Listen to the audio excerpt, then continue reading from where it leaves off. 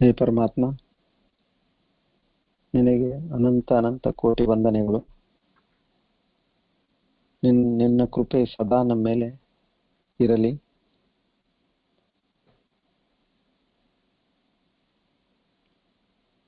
ಎಲ್ಲ ಗುರು ಪರಂಪರಕ್ಕೆ ನಮ್ಮ ಸಾಷ್ಟಾಂಗ ನಮಸ್ಕಾರ ಹಾಗೂ ಕೃತಜ್ಞತೆಗಳು.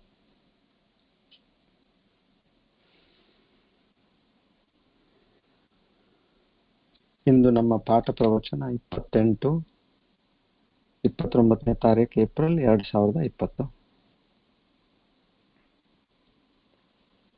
ಶರ್ವರಿ ನಾಮ ಸಂವತ್ಸರ, ಉತ್ತರಾಯಣ, ವಸಂತ ಋತು, ವೈಶಾಖ ಮಾಸ,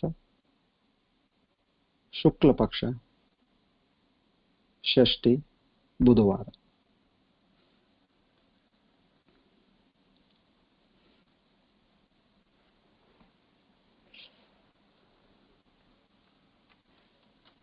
ನಾವು ನಿನ್ನೆ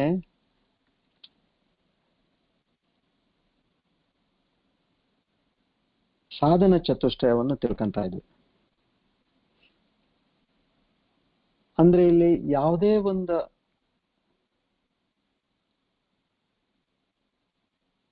ನಮ್ಮ ಪ್ರಯಾಣಕ್ಕೆ ಇಲ್ಲ ನಮ್ಮ ಒಂದು ಸಾಧನೆಗೆ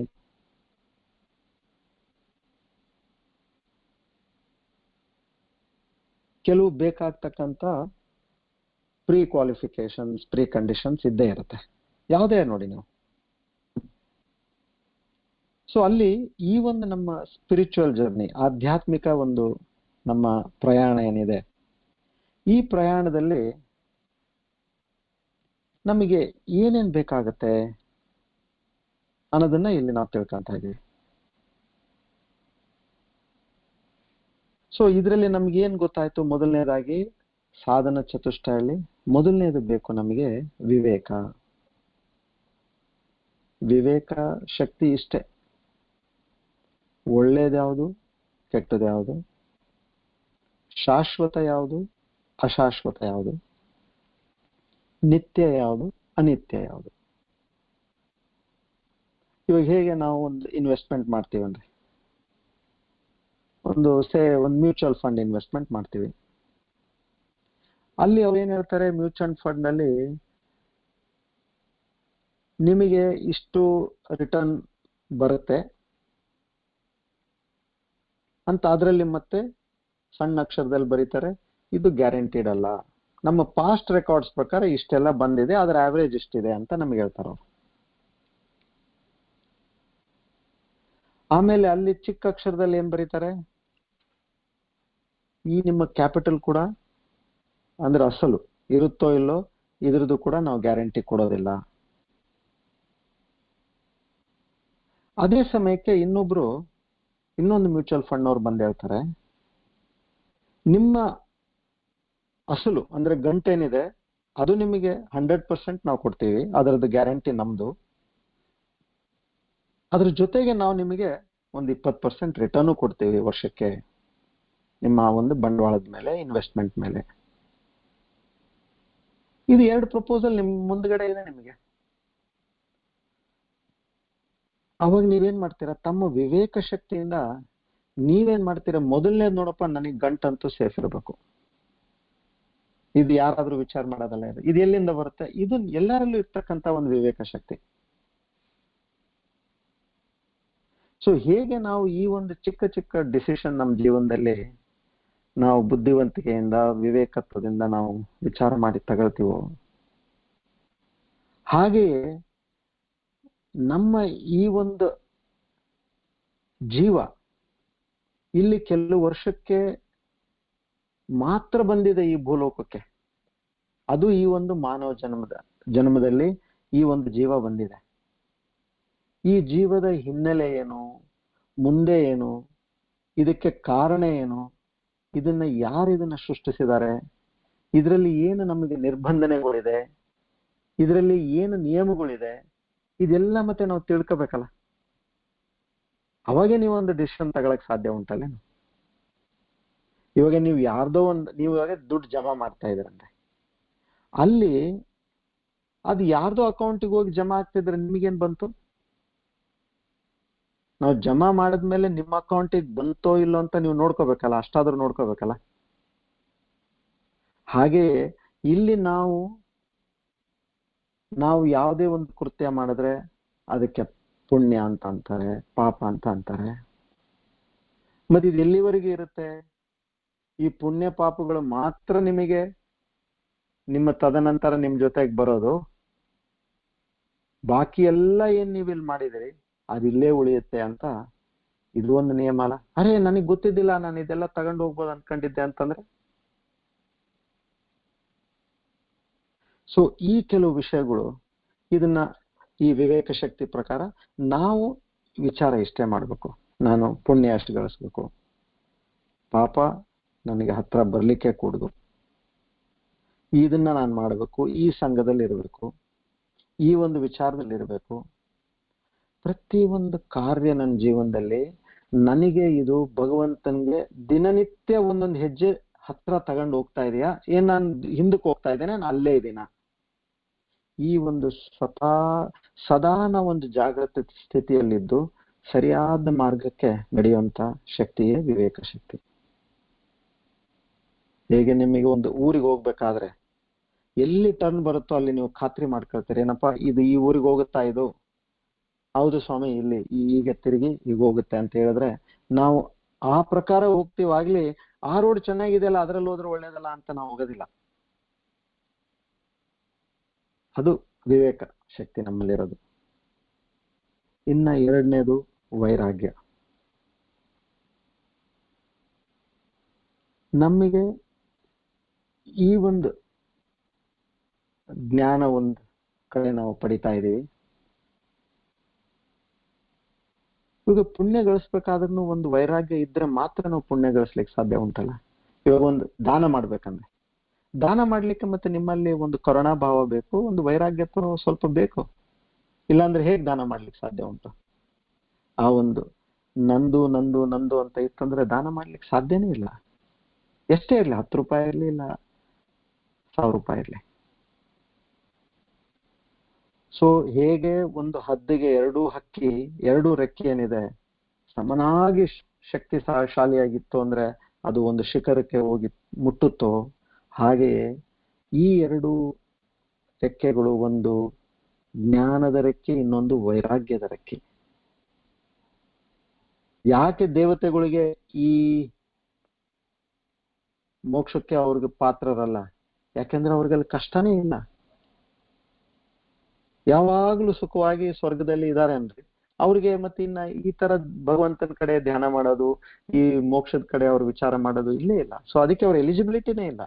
ಯಾರು ಕಷ್ಟ ಸುಖ 50-50 ಆಗಿರುತ್ತೋ ಕರ್ಮದ ಪ್ರಕಾರ ಅಂತವ್ರಿಗೆ ಮಾನವ ಜನ್ಮ ಸಿಗುತ್ತೆ.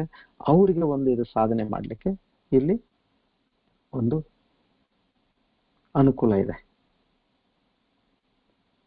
ಸೊ ವಿವೇಕ, ವೈರಾಗ್ಯ, ಮೂರನೇದು ಶಮ ಆದಿ. ಅಂದ್ರೆ ಶಮದ ಜೊತೆಗೆ ಇನ್ನ ನಾವು 5 ಕ್ವಾಲಿಟಿ ನಾವು ನೋಡಿದ್ವಿ: ಶಮ, ದಮ, ಉಪರಮ, ತಿತಿಕ್ಷ, ಶ್ರದ್ಧಾ, ಸಮಾಧಾನ. ಲಾಸ್ಟಿಗೆ ಮುಮುಕ್ಷುತ್ವಂ. ಮುಮುಕ್ಷುತ್ವಂ ಅಂದ್ರೆ ನಮಗೆ ಆ ಒಂದು ದೃಢವಾದ ಒಂದು ಆಸೆ ಮನಸ್ಸಲ್ಲಿ, ಒಂದು ಕೋರಿಕೆ, ಆಸೆ, ಗುರಿ, ನಾನು ಭಗವಂತನ ಸೇರ್ಬೇಕು.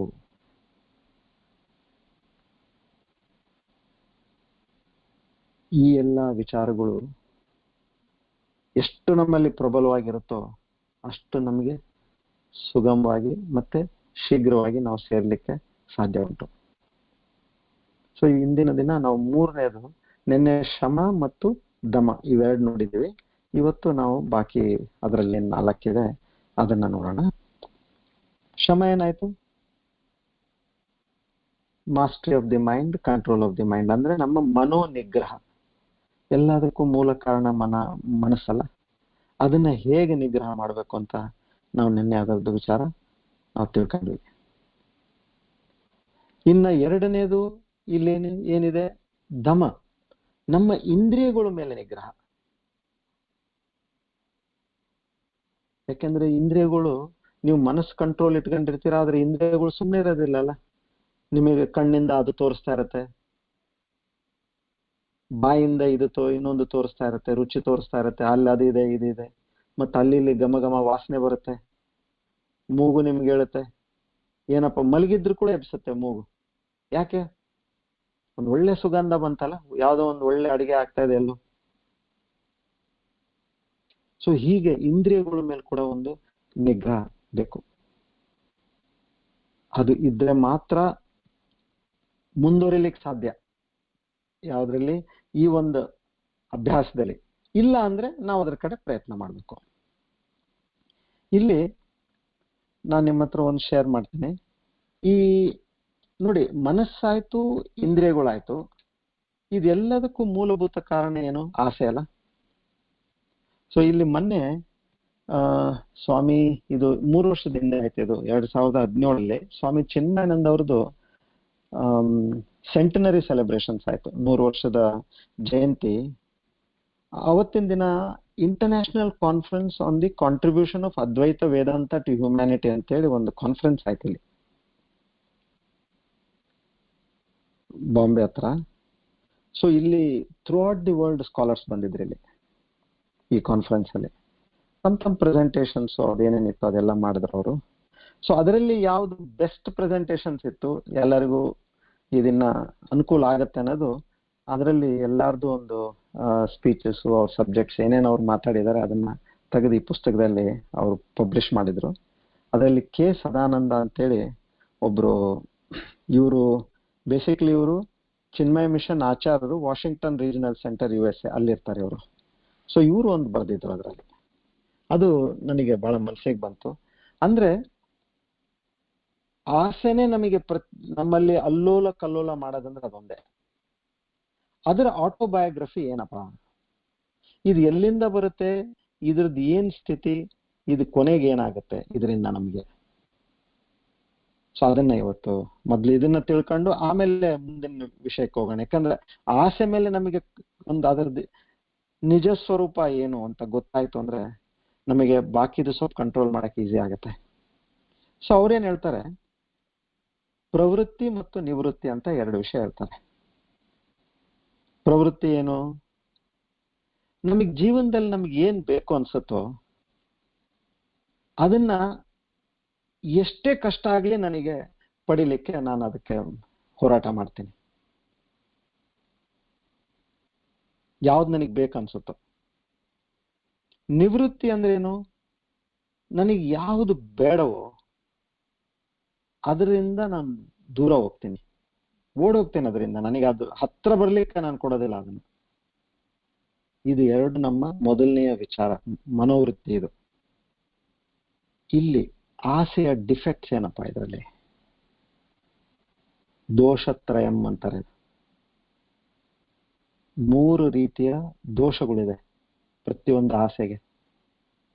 ಹೀಗೆ ಎಲ್ಲ ಮಹಾತ್ಮರು ಹೇಳಿದ್ದಿಷ್ಟ ಅಲ್ಲ, ಬುದ್ಧ ಅವರು ಕೂಡ ಹೇಳಿದ್ದೇನು, desire is the root cause of all evils. ನಿಮ್ಮಲ್ಲಿ ಏನೇನ್ ಅನಾಹುತ ಆಗ್ಬೇಕು ಜೀವನದಲ್ಲಿ ಅದಕ್ಕೆ ಮೂಲಭೂತ ಕಾರಣ ಆಸೆ. ಇದೇನ್ ನಮಗೆ ಗೊತ್ತಿರದೇ ಇರೋ ಸಬ್ಜೆಕ್ಟ್ ಏನಲ್ಲ ಇದು.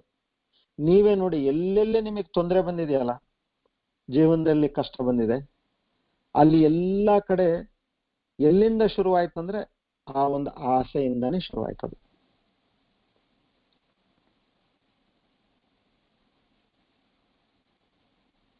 ಪ್ರತಿಯೊಂದು ನೋಡಿ ನೀವು, ನಮ್ಮ ಆರೋಗ್ಯ ಆಯ್ತು, ಇಲ್ಲ ನಮ್ಮ ರಿಲೇಶನ್ಶಿಪ್ ಆಯ್ತು, ಇಲ್ಲ ನಮ್ದು ವ್ಯಾಪಾರ ಆಯ್ತು, ಇಲ್ಲ ನಮ್ದು ಒಂದು ನೌಕರಿ ಆಯ್ತು, ಇಲ್ಲ ಒಂದು ಬೇರೆ ಸೊಸೈಟಿಯಲ್ಲಿ ಆಯ್ತು, ಪಬ್ಲಿಕ್ ಅಲ್ಲಿ ಆಯ್ತು, ಎಲ್ಲೇ ಆಗ್ಲಿ ಅಲ್ಲಿ ಎಲ್ಲಿ ನಮ್ದು ಆಸೆ ಮೀರಿರುತ್ತೋ, ಇಲ್ಲ ಆಸೆ ಇರುತ್ತೋ, ಅಲ್ಲಿಂದ ಶುರುವಾಗಿರೋ ತೊಂದರೆ. ಸೊ ಮೊದಲನೇದಾಗ ಅವ್ರು ಏನ್ ಹೇಳ್ತಾರೆ, ಈ ದೋಷತ್ರಯಂ ಅಂದ್ರೆ 3 ರೀತಿ ಇದರಲ್ಲಿ ತೊಂದರೆ ಇದೆ. ಮೊದಲನೇ ತೊಂದರೆ ದುಃಖ ಮಿಶ್ರಿತತ್ವಂ ಅಂತಾರ ಅವರು. ಪ್ರತಿಯೊಂದು ಆಸೆಯ ಜೊತೆಗೆ ದುಃಖ ಸೇರ್ಕೊಂಡೇ ಇದೆ ಅದ್ರ ಜೊತೆಗೆ, ನಮಗೆ ಗೊತ್ತಾಗೋದಿಲ್ಲ ಅಷ್ಟೇ. ಅದು ಯಾರು ಇದನ್ನ ಅವಲೋಕನೆ ಮಾಡಿ ಚಿಂತನೆ ಮಾಡಿ ವಿಚಾರ ಮಾಡಿ ನೋಡ್ತಾರೋ ಅವಾಗ ಅವನಿಗೆ ಗೊತ್ತಾಗತ್ತೆ, ಏನ್ ಮಾಡದ್ನಪ್ಪ ನಾನು, ಏನ್ ಇದು ಇಷ್ಟೆಲ್ಲ ಯಾಕೆ ಮಾಡಿದೆ ನಾನು, ಯಾಕೆ ಅದನ್ನ ಪಡೆಯೋಬೇಕಂತ ಒಂದು ಆಸೆ ಬಂದ ತಕ್ಷಣ ಪಡೆಯೋಕಿನ ಮುಂಚೆ ನಾವು ತಾಪತ್ರಯ ಪಡ್ತೇವೆ. ಸಾಕಷ್ಟು ದುಃಖ ಉಂಟದ್ರಲ್ಲಿ. ಆಮೇಲೆ ಅದು ಸಿಕ್ಕ ಮೇಲೆ ಅದನ್ನ ಕಾಪಾಡೋದಕ್ಕೆ ನಾವು ತೊಂದರೆ ಪಡ್ತೀವಿ, ದುಃಖ ಪಡ್ತೀವಿ. ಮತ್ತೆ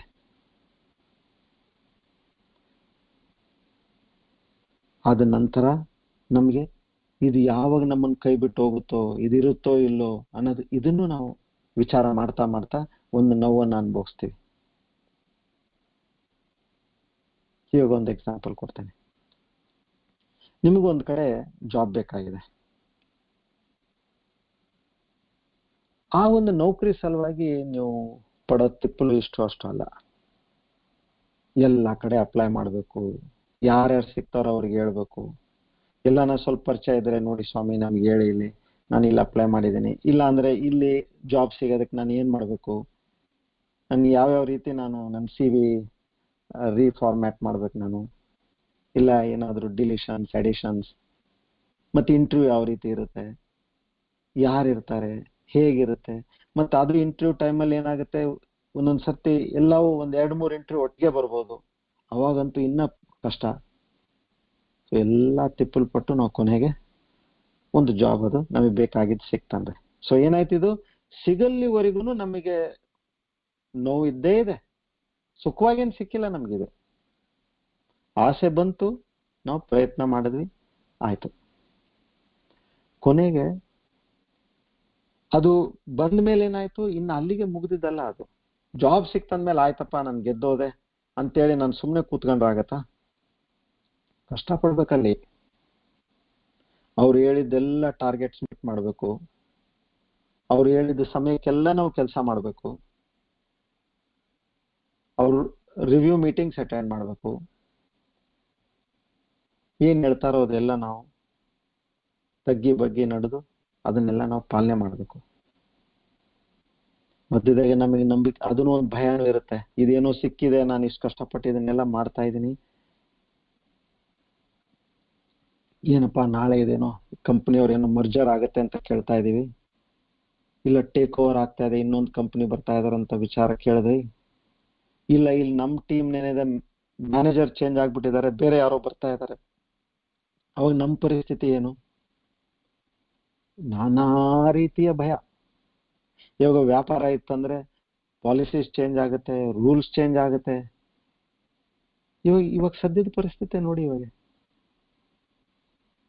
ಏನೋ ಇದು ಬಂತು, ಪ್ಯಾಂಡಮಿಕ್ ಬಂತು, ಇವಾಗ ಮುಂದೆ ಏನೇನ್ ಕಾನೂನುಗಳು ಬರುತ್ತೋ, ಏನೇನ್ ಪಾಲಿಸೀಸ್ ಬರುತ್ತೋ, ದೊಡ್ಡ ಕ್ವೆಶ್ಚನ್ ಮಾರ್ಕ್ ಇದು. ಸೊ ಹೀಗೆ ಇದ್ರದ್ದು entire journey mixed with suffering ಅಂತಾರೆ ಇಲ್ಲಿ, ದುಃಖ ಮಿಶ್ರಿತತ್ವಂ. ಹೀಗೆ ಒಂದು ರಿಲೇಶನ್ಶಿಪ್ ತಗೊಳ್ಳಿ, ಯಾವುದೋ ಒಂದು ಹುಡುಗ ಹುಡುಗಿ ಪ್ರೀತಿಸಿದ್ರು, ಮದುವೆ ಆಗ್ಬೇಕಂತ ಅವ್ರಿಗೆ ಇಷ್ಟ ಇದೆ, ಮನೆಯಲ್ಲಿ ಒಪ್ಪೋದಿಲ್ಲ. ಅವ್ರು ಪಡೋ ಕಷ್ಟ ಎಷ್ಟು, ಮದುವೆ ಆಗ್ಬೇಕು, ನಾನು ಇವಾಗ ಹೇಗಾದ್ರೂ ಮಾಡಿ ಆಗ್ಬೇಕು. ಇಬ್ಬರಿಗೂ ಅದೇ ದೃಢವಾದ ಮನಸ್ಸಿದೆ, ಏನೆಲ್ಲ ಮಾಡಿ ಮದುವೆ ಆಗ್ತಾರೆ. ಆದ್ಮೇಲೆ ಏನ್ ಮುಗಿದೋಯ್ತಾ ಅವ್ರದ್ದು? ಅಲ್ಲಿಗೆ ನೋವು ಮುಗಿಲಿಲ್ಲ, ಅಷ್ಟು ಕಷ್ಟಪಟ್ಟು ಅವರು ಮದುವೆ ಆದ್ರು. ಆದ್ಮೇಲೆ ಅದನ್ನು ನಿಭಾಯಿಸ್ಬೇಕಲ್ಲ. ತೊಂದರೆಗಳಿಬ್ಬರಿಗೂ ಇರುತ್ತೆ, ಎಮೋಷನಲ್ ಇರುತ್ತೆ, ಫೈನಾನ್ಷಿಯಲ್ ಇರುತ್ತೆ. ಅದನ್ನೆಲ್ಲ ದಾಟ್ಕೊಂಡು ಪ್ರತಿ ಸಾರಿ ಅವ್ರು ನೋಡ್ಬೇಕೇನ್ ಮತ್ತೆ ನಾನು ತಪ್ಪು ಮಾತಾಡ್ಬಾರ್ದು ಅವ್ರ ಜೊತೆಗೆ ಅಂತೇಳಿ ಆ ಒಂದು ಜಾಗರೂಕತೆಯಿಂದ ಅದನ್ನ ಸಂಬಂಧನ ಅವರು ಮುಂದುವರಿಸ್ಬೇಕು. ಅಂದ್ರೆ ಇದು ಮನೆಯಲ್ಲಿ ಒಪ್ಪುದ್ರಾಗ್ಲಿ ಒಪ್ಪದೇ ಇಲ್ಲ ಅಂದ್ರೆ ಒಪ್ಪಿ ಮದುವೆ ಮಾಡಿದ್ರು ಕೂಡ ಅಷ್ಟೇ ಆಗತ್ತಲ್ಲ. ಅದನ್ನ ನಿಭಾಯಿಸ್ಬೇಕಂದ್ರೆ ಅವರು ಕಷ್ಟಪಟ್ಟು ಕಾಂಪ್ರಮೈಸ್ ಅಂತ ಏನಂತೀವಿ ಅದು ಇರ್ಲಿಕ್ಕೆ ಬೇಕು. ಸ್ಯಾಕ್ರಿಫೈಸ್, ಕಾಂಪ್ರಮೈಸ್ ಮಾಡಿ ಈ ಜರ್ನಿಯಲ್ಲಿ ಕೂಡ ಒಂದು ರೀತಿಯ ನೋವು ಇದ್ದೇ ಇದೆ. ಅದಾದ್ಮೇಲೆ ಮತ್ತೆ ಈ ಸಂಬಂಧ ಹೀಗೆ ಇರ್ಲಿಕ್ಕೆ, ಈ ವ್ಯಕ್ತಿನ ನಾನು ಕಳ್ಕೊಳ್ಳಿಕ್ ತಯಾರಿಲ್ಲ ಅಂತೇಳಿ ಅದಕ್ಕೂ ನಾವೇನೈತಿ ಯಾವಾಗ್ಲೂ ಆ ಥರದ್ದು ಒಂದು ಭಯ ಇರುತ್ತೆ. ದುಃಖ ಮಿಶ್ರಿತತ್ವ. ಎರಡನೇದು ಅಸಂತೃಪ್ತಿಕರಂ ಅಂತಾರೆ ಇವರು. ಫೈನಲ್ ಏನು, ಕೊನೆಗೆ ಇದರಿಂದ ಸಿಗ್ತಕ್ಕಂಥ ತೃಪ್ತಿ ಏನು ಇಲ್ಲ. ಇದು ಸರ್ವೇ ಸಾಮಾನ್ಯವಾಗಿ ಆಗ್ತಕ್ಕಂಥ ವಿಷಯಗಳನ್ನ ಇಲ್ಲಿ ಹೇಳ್ತಾ ಇರೋದು. ಯಾರೋ ಕೆಲವರು ಪುಣ್ಯವಂತರು ಇರ್ತಾರೆ, ಅವ್ರಿಗೆ ಇದಾಗದೆ ಇರ್ಬೋದು, ಆ ಮಾತು ಬೇರೆ. But generally more than 90% ಆಗೋದಿದೆ ಅಸಂತೃಪ್ತಿಕರಂ. ಕೊನೆಗೇನಿದೆ, ಇಲ್ಲಪ್ಪ ಇದರಲ್ಲಿ ಏನಷ್ಟು ಸರಿ ಆಗ್ಲಿಲ್ಲ, ಇದು ಎಲ್ಲೋ ಒಂದ್ ಕಡೆ ನೋವಿರುತ್ತೆ. ಇಷ್ಟೆಲ್ಲ ನಾವು ಮಾಡಿದ್ವಿ, ನಮ್ಗೆ ಏನಾಯ್ತಪ್ಪ ಕೊನೆಗೆ, ಆ ಒಂದು ಅತೃಪ್ತಿ ಭಾವ ಏನಿರುತ್ತೆ. ಎಲ್ಲಾದ್ರಲ್ಲಿ ಆಗದೆ ಇರ್ಬೋದು, ಕೆಲವುದ್ರಲ್ಲಂತೂ ಆಗುತ್ತಲ್ಲ. ಒಬ್ನು ಕಾರ್ನಗಿ ಅಂತೇಳಿ ಬಿಲಿಯನರ್, ಅರೌಂಡ್ 1900 early 1900 1920 ಆ ಒಂದು ಸಮಯದಲ್ಲಿ ಇದ್ದವರು ಅವರು. ಆ ಬಿಲಿಯನರ್ಗೆ ಅವರು ಸುಮಾರು ಅವ್ರಿಗೆ 80 ವಯಸ್ಸವಾಗೆ, ಬಹಳ ಸಕ್ಸಸ್ಫುಲ್ ಬಿಸ್ನೆಸ್ ಮ್ಯಾನ್ ಅವರು. ಅವಾಗ ಸ್ಟೀಲ್ ಇಂಡಸ್ಟ್ರಿ ಮ್ಯಾಗ್ನೆಟ್ ಇದ್ರು ಅವರಲ್ಲಿ. ಅವರಿಗೆ ಒಂದು ಇಂಟರ್ವ್ಯೂ ಅಲ್ಲಿ ಕೇಳ್ತಾರೆ, ನಿಮಗೆ ಬಹಳ ಸಂತೋಷ ಆಗ್ತಿರ್ಬೋದಲ್ಲ, ನೀವು ಸಕ್ಸಸ್ಫುಲ್ ಇದ್ದೀರಿ, ಇಷ್ಟೆಲ್ಲ ನೀವು ಗಳಿಸಿದಿರಿ, ಅದು ಮಾಡಿದಿರಿ, ಇದು ಮಾಡಿದಿರಿ ಅಂತೇಳಿ ನಿಮಗೆ ಬಹಳ ಸಂತೋಷ ಆಗ್ತಿರ್ಬೋದಲ್ಲ ಅಂತ ಇಂಟರ್ವ್ಯೂ ಅವ್ರು ಕೇಳ್ತಾನೆ ಅವ್ರಿಗೆ. ಅವನು ಹೇಳ್ತಾನೆ, ಇಲ್ಲ, ನನಗೆ ಸಂತೋಷ ಏನೂ ಇಲ್ಲ, ನಾನು ಸಕ್ಸಸ್ಫುಲ್ನೂ ಇಲ್ಲ ಅಂತಂತಾನೆ. ಯಾಕೆ? ಆ ಒಂದು ಟೈಮಿಗೆ ಅದು $4 billion ಆತ. ಇವತ್ತಿನ ಲೆಕ್ಕಕ್ಕೆ ಆಲ್ಮೋಸ್ಟ್ ಇವತ್ತಿನ ವ್ಯಾಲ್ಯೂಯೇಷನ್ $300 billion ವರ್ತ್ ಇರೋರು. ಆತಂತಾನೆ, ನಂದು ಟಾರ್ಗೆಟ್ ಇತ್ತು 10 ಬಿಲಿಯನ್, ನಾ ಬರೀ 4 ಮಾಡಿದೀನಿ ಅಂತ ಹೇಳ್ತಾನೆ. ಇದು ಅವ್ರ ತಪ್ಪಲ್ಲ, ಇದು ಆಸೆಯ ಒಂದು ಗುಣ. ಅದು ಎಷ್ಟಿದ್ರೂ ಬೇಕು. ಆ ಒಂದು ವ್ಯಕ್ತಿ ವಿವೇಕ ಶಕ್ತಿಯಿಂದ ಇಹಲೋಕ ಸಾಧನೆ ನಾನು ಮಾಡಿದ್ದೀನಿ, ಸಾಕಷ್ಟು ಆಯ್ತು, ಇವಾಗ ಪರಲೋಕ ಸಾಧನೆ ಕೂಡ ನಾನು ಮಾಡಬೇಕು ಅಂತ ಯಾರ ಒಂದು ವಿವೇಕ ಶಕ್ತಿಯಿಂದ ಒಂದು ಗೆರೆ ಹಾಕಿ ಜೀವನವನ್ನು ಬದಲಾಯಿಸ್ತಾರೋ, ಅವರ ಜೀವನದ ಧಾರವನ್ನು ಬದಲಾಯಿಸ್ತಾರೋ, ಪರಲೋಕ ಸಾಧನೆಗೆ, ಅವನು ನಿಜವಾದ ಒಂದು ಬುದ್ಧಿವಂತ. ಯಾಕೆ? ಆಸೆ ಕೊನೆಗಿದೇನು, ಅಸಂತೃಪ್ತಿಕರಂ. ಕೊನೆಗೆ ನಿಮಗೆ ಅತೃಪ್ತಿ ಕೊಡೋದೇ ಇದು. ಎಷ್ಟನ ಮಾಡಿ ಇವತ್ತು ತೃಪ್ತಿ ಕೊಡ್ಬೋದು, ಮತ್ತೆ ಕೊನೆಗೆ ಅದು ಬರೋದು ಅಲ್ಲಿಗೆ. ವೈಯಕ್ತಿಕವಾಗಿ ನೋಡಿ, ನೀವು ಎಲ್ಲ ಒಂದು ವಿಷಯದಲ್ಲಿ ಪ್ರತಿ ಒಂದು ಆಂಗಲ್ ಅಲ್ಲಿ ನೋಡ್ತಾ ಹೋದ್ರೆ ಸಾಕಷ್ಟು ನಿಮಗೆ ಅತೃಪ್ತಿ ವಿಚಾರಗಳೇ ಕಾಣಿಸ್ತವೆ. ಮೂರನೇದು ಪ್ರಾಮುಖ್ಯವಾದ್ದು ಬಂಧಕತ್ವಂ ಅಂತಾರೆ. ಇದೇನಿದು ಬಂಧಕತ್ವಂ ಅಂದ್ರೆ? ನಿಮ್ಮನ್ನ ಇದು ಬಂಧದಲ್ಲಿ ಕೂಡಿ ಹಾಕುತ್ತೆ. ಅದು ಹೇಗೆ ಕೂಡಿ ಹಾಕತ್ತೆ ನಮ್ಮನ್ನ ಬಂಧದಲ್ಲಿ? ಯಾವ ಬಂಧದಲ್ಲಿ? ಆಸೆ, ಅದರ ಪ್ರಯುಕ್ತ ನಿಮ್ಮ ಕರ್ಮ, ಆ ಕರ್ಮದಿಂದ ನಿಮಗೆ ಅದರ ವಾಸನ ಅಂದ್ರೆ ಅದರದ್ದು ಒಂದು ಇಚ್ಛಾ ಪ್ರಬಲವಾಗಿ ನಿಮ್ಮಲ್ಲಿ ಉಳಿಯುತ್ತೆ. ಆ ಇಚ್ಛಾ ಏನಿದೆ ನಿಮ್ಮ ಕಾರಣ ಶರೀರದಲ್ಲಿ ಹೋಗುತ್ತೆ. ಆ ಕಾರಣ ಶರೀರದಲ್ಲಿ ಅದು ಪ್ರಬಲವಾಗಿ ಅಲ್ಲೇ ಪ್ರಬಲವಾಗ್ತಾ ಮತ್ತೆ ಮತ್ತೆ ನಿಮ್ ಕಡೆಯಿಂದ ಆಸೆ ಹುಟ್ಟಿಸುತ್ತೆ, ಮತ್ತೆ ನಿಮ್ ಕಡೆಯಿಂದ ಅದೇ ಕಾರ್ಯ ಮಾಡಿಸುತ್ತೆ, ಮತ್ತೆ ಅದು ಪ್ರಬಲ ಆಗ್ತಾ ಹೋಗುತ್ತೆ. ಮತ್ತೆ ಈ ಜೀವ ಹೋದ ನಂತರ ನಿಮಗೆ ಇನ್ನೊಂದು ಜೀವಕ್ಕೆ ಪ್ರಯಾಣ ಮಾಡಿಸುತ್ತೆ. ನೀವು ಯಾಕಂದ್ರೆ ಆ ಒಂದು ಈ ಕಾರಣ ಶರೀರದಲ್ಲಿ ಇರ್ತಕ್ಕಂಥ ಎಲ್ಲ ನಿಮ್ ಟೆಂಡೆನ್ಸೀಸ್, ವಾಸನೆಗಳೇನಿದಾವೆ, ಅದನ್ನ ನೀವು ಅನುಭವಿಸ್ಲಿಕ್ಕೆ ಬೇಕು. ಅದನ್ನ ಯಾವುದೇ ಒಂದು ಜೀವಿ ಆಗ್ಲಿ, ಅದು ಜನ್ಮ ಪಡಿಲಿಕ್ಕೆ ಬೇಕು, ಅನುಭವಿಸ್ಲಿಕ್ಕೆ ಬೇಕು. ಇಲ್ಲಿ ಒಂದು ವಿಶೇಷ ಒಂದು ಕಾಷನ್ ಇದೆ, ಇಲ್ಲಿ ಎಚ್ಚರಿಕೆ. ಓಹೋ, ಅಂದ್ರೆ ನಾನು ಯಾವ್ದಾದ್ರು ಒಂದು ಆಸೆ ನಾನು ಇವಾಗ ಇಲ್ಲಿ ಬೆಳೆಸಿ ಆ ಆಸೆ ಇಟ್ಕೊಂಡು ಈ ಜೀವ ಹೋಯ್ತು ಅಂದ್ರೆ ಅದು ಮುಂದೆ ನನಗೆ ಆ ಆಸೆ ಈಡೇರ್ಲಿಕ್ಕೆ ಜನ್ಮ ಸಿಗುತ್ತಾ? ಸಿಗುತ್ತೆ. ಹೇಗೆ? ಇವಾಗ ನನಗೆ ಪ್ರಬಲವಾಗಿ ತಿನ್ಬೇಕಂತ ಒಂದು ಆಸೆ ಇದೆ, ಅಂದ್ರೆ ಬಾಯಿ ರುಚಿ ಬಹಳ ಆಸೆ ನನಗೆ. ಓಕೆ, ಅವಾಗೇನಾಗುತ್ತೆ, ನಿಮಗೆ ಮಾನವ ಜನ್ಮನೇ ಸಿಗ್ಬೇಕಂತಿಲ್ಲ. ಎಮ್ಮೆ ಆಗ್ಬೋದು, ಹಂದಿ ಆಗ್ಬೋದು, ಇಲ್ಲ ಮೀನ್ ಆಗ್ಬೋದು. ಇದರಲ್ಲೆಲ್ಲ ಒಂದು ಪ್ರಬಲ ಇಚ್ಛೆ ತಿನ್ಲಿಕ್ಕೆ. ಹೀಗೆ ಪ್ರತಿಯೊಂದು ಇಂದ್ರಿಯದಲ್ಲಿ ಯಾವ್ದು ನಿಮ್ದು ಪ್ರಬಲವಾಗಿರುತ್ತೋ ಆ ತರ ಬೇರೆ ಕೆಲವು ಪ್ರಾಣಿ ಆಯ್ತು, ಬೇರೆ ಜಂತುಗಳಾಯ್ತು, ಆ ಒಂದು ಜೀವ ಕೂಡ ನಿಮಗೆ ಸಿಗುತ್ತೆ. ಮಾನವ ಜನ್ಮನೇ ಅಂತಲ್ಲ, ಇದನ್ನು ಪೂರೈಸ್ಲಿಕ್ಕೆ. ಸೊ ಹೀಗೆ ಇದನ್ನ ನಾವು ಮುಖ್ಯವಾಗಿ ತಿಳ್ಕೋಬೇಕು. ಈ ಆಸೆಯನ್ನ ನಾವು ಯಾವ ರೀತಿ, ಇದ್ರದ್ದು ಒಂದು ಬಯೋಗ್ರಫಿ ನಮಗೆ ಗೊತ್ತಾಯ್ತಲ್ಲ, ಇದ್ರ ಗುಣ ಇಷ್ಟೇ ಅಪ್ಪ. ಇವಾಗ ನಾವು ಕೆಲವ್ರ ಹತ್ರ ವ್ಯವಹಾರ ಮಾಡ್ಬೇಕೋ ಮಾಡಬಾರ್ದು ಅನ್ನೋದಕ್ಕೆ ನಾವು ಏನ್ ಮಾಡ್ತೀವಿ, ಇವ್ರದ್ದೇನಪ್ಪ ಹಿಸ್ಟ್ರಿ, ಇವ್ರದ್ದು ಹೇಗೆ, ಹಿಂದೆ ಯಾರ್ಯಾರ ಹತ್ರ ಇವ್ರು ವ್ಯವಹಾರ ಮಾಡಿದ್ದಾರೆ, ಇವಾಗ ಜಾಬ್ಗೆ ಹೋದಾಗ ಹಿಂದೆ ಎಲ್ಲೆಲ್ಲಿ ಕೆಲಸ ಮಾಡಿದ್ದಾರೆ, ಇವ್ರದ್ದು ಏನೇನು ಟ್ರ್ಯಾಕ್ ರೆಕಾರ್ಡ್ ಇದೆ, ಅದನ್ನ ಕೇಳಿ ನಾವು ವ್ಯವಹಾರ ಮಾಡ್ತೀವಲ್ಲ. ಸೊ ಹಾಗೇನು ನಾವು ಇವಾಗ ಆಸೆ ಹತ್ರ ನಾವು ವ್ಯವಹಾರ ಮಾಡ್ಬೇಕಾದ್ರೆ ವಿಚಾರ ಮಾಡಿ ವ್ಯವಹಾರ ಮಾಡ್ಬೇಕು. ಯಾಕೆ, ಇದು ಕೊನೆಗೆ ನಮಗೆ ಇಲ್ಲಿಗೆ ತಗೊಂಡೋಗಿ ಇದು ಮುಟ್ಸಕ್ಕಂತ ವಿಚಾರ ಇದು. ಅದನ್ನ ನಾವು ಕಂಟ್ರೋಲಿಗೆ ಫಸ್ಟ್ ನಾವು ತಂದ್ವಿ ಅಂದ್ರೆ ಆಮೇಲೆ ಬಾಕಿ ಇದೆಲ್ಲ ಸರಳವಾಗಿ ಆಗುತ್ತೆ ನಮಗೆ.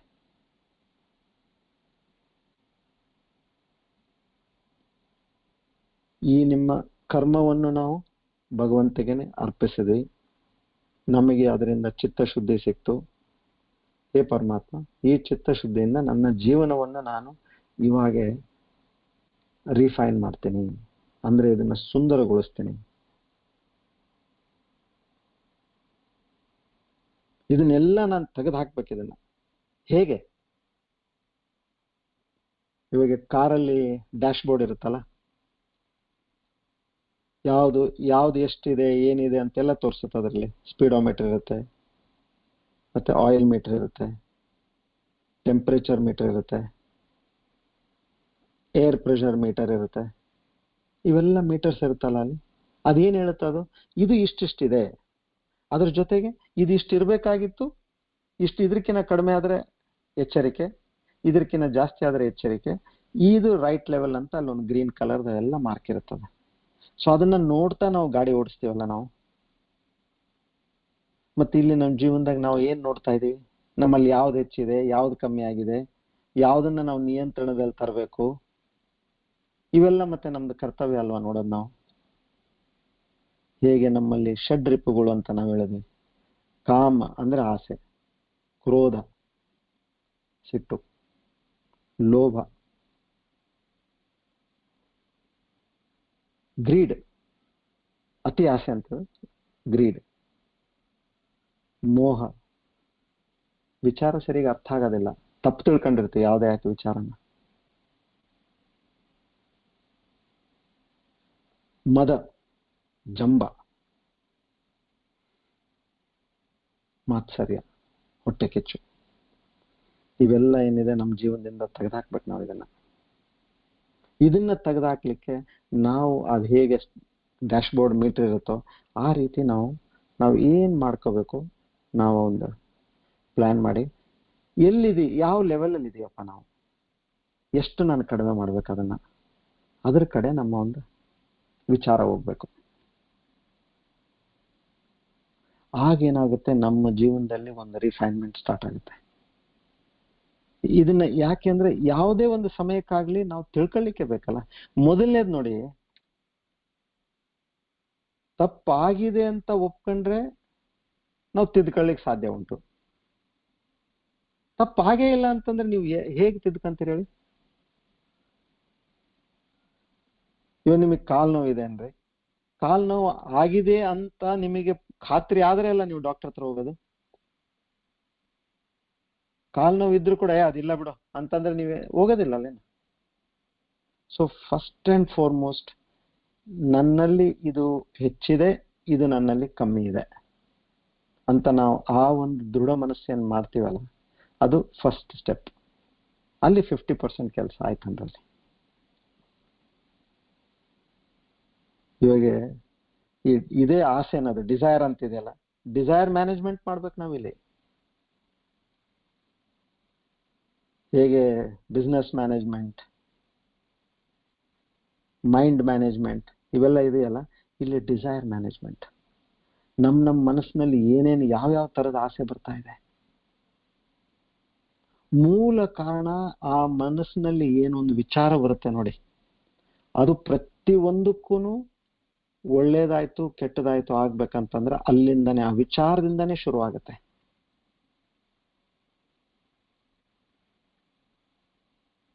ಒಬ್ಬ ಕಾಲೇಜ್ಗೆ ಹೋಗ್ತಕ್ಕಂಥ ಹುಡುಗ ಒಂದು ಕಡೆ ಹಳ್ಳಿ ಊರಿಂದ ಬಂದಿರ್ತಾನೆ, ಪಟ್ಟಣದಲ್ಲಿ ಓದ್ತಾ ಇರ್ತಾನೆ. ಅವನ್ ಮನೆ ಎದುರಿಗೆ ಅಂದ್ರೆ ಒಂದು ಬಾಡಿಗೆಗೆ ಒಂದ್ ಕಡೆ ಮನೆಯಲ್ಲಿ ಇರ್ತಾನೆ, ಸಣ್ಣ ಮನೆಯಲ್ಲಿ ಬಾಡಿಗೆಗೆ. ಎದುರಿಗೆ ಒಂದು ದೊಡ್ಡ ಮನೆ ಇರುತ್ತೆ. ಅಲ್ಲಿ ಒಂದು ಸುಮಾರು 74-75 ವಯಸ್ಸಿನ ಒಂದು ಹೆಂಗಸು ಅಲ್ಲಿ ವಾಸ ಮಾಡ್ತಿರ್ತಾಳೆ. ಬಹಳ ಜೋರಾಗಿರ್ತಾಳೆ. ಆಕಿ ವೃತ್ತಿ ಏನಂದ್ರೆ ಸಾಲ ಕೊಡುವ ವೃತ್ತಿ. ಅವಳಲ್ಲಿ ಇರ್ತಕ್ಕಂಥ ಒಂದು ವಿಶೇಷ ಶಕ್ತಿ ಏನು ಅಂದ್ರೆ, ಯಾರಿಗ್ ಬೇಕು ಅವ್ರಿಗೆ ಸಾಲ ಕೊಡ್ತಿದ್ಲು, ಬಹಳ ಬಡ್ಡಿಗೆ ಕೊಟ್ಟು ಏನನ್ನಾಗ್ಲಿ ಕೈಯಾದ್ರೂ ಮುರಿದು ಕಾಲಾದ್ರೂ ಮುರಿದು ವಸೂಲ್ ಮಾಡ್ತಿದ್ಲು. ಇವನ್ ಮನೆ ಎದುರಿಗೆ ಇತ್ತು, ಈ ದಿನ ಜನ ಬರೋದು ಗೋಳಾಡೋದು ಅದೆಲ್ಲ ಜಗಳ ನೋಡ್ತಾನೆ ಇದ್ದ ಅವನು. ಇವನಿಗೇನ್ ಸಂಬಂಧ ಇಲ್ಲ ಪಾಪ, ಅವನಿಗೆ ಎದುರಿಗೆ ಅಷ್ಟೇ, ನೇಬರ್ ಅಷ್ಟೇ, ಎದುರಿಗಿದ್ದ ಮನೆಗೆ. ಇವನ್ಗೇನಾಗ್ತಿತ್ತು, ಏನು ಹೆಂಗ್ಸಪ್ಪ ಇದು, 75 ವಯಸ್ಸಿದೆ ಅವಳದು, ಯಾವಾಗ ಹೋಗ್ತಾಳೋ ಏನೋ ಗೊತ್ತಿಲ್ಲ, ಇಷ್ಟು ಏನು ಮಾಡ್ತಾ ಇದ್ದ ಇವಳು ಅಂತೇಳಿ ಇವಳನ್ನ ಸಾಯಿಸಿದ್ರು ತಪ್ಪಿಲ್ಲ ಅಂತ ನಾವ್ ಅಂತೀವಿ ನೋಡು. ಒಂದ್ಸತಿ ಯಾವಾಗಾದ್ರೂ ವಿಚಾರ ಬಂದಾಗ ನಾವ್ ಅಂತೀವಿ, ಇವನ್ ಸಾಯಿಸಿದ್ರು ತಪ್ಪಿಲ್ಲಪ್ಪ ಇವನಿಗೆ ಅಂತೇಳಿ. ಇವನು ಆ ಮನ್ಸಿನಾಗ ದಿನ ಅದನ್ನೇ ನೋಡ್ತಿರ್ತಾನಲ್ಲ, ಇವನು ಅದೇ ಒಂದು ವಿಚಾರ ಬರ್ತಿರ್ತೈತಿ ಇವನಿಗೆ. ಒಂದಿನ ಏನಾಗುತ್ತೆ, ಇವನ್ಗೆ ದುಡ್ಡು ಬಂದಿರಂಗಿಲ್ಲ ಮನೆಯಿಂದ. ಕಾಲೇಜ್ ಫೀಸ್ ಲಾಸ್ಟ್ ಡೇ ಇರುತ್ತೆ, ವಾರ್ನಿಂಗ್ ಕೊಟ್ಟಿರ್ತಾರೆ.